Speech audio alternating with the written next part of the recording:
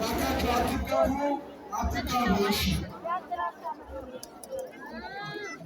15,000 ብር ያገብቼ ነበረ ቃል የገባሁትን ለቤቷ በቅቻለሁ።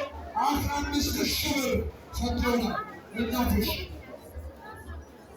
እሺ ወደዚህ እያዛችሁ ከፈለ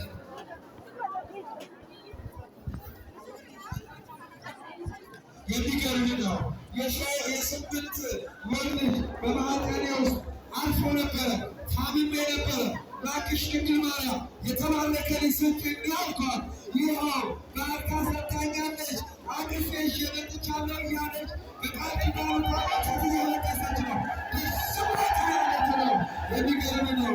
የድንግል ማርያም ስራ የሚገርም ይሄንን ለምን አትቀበሉትም? እዛ ጋር አንጸባራቂ የለበሳችሁ ሁሉ ለምን አትቀበሉትም? ከጫጫ ማህበረ ሰላም ማህበር 1,025 ብር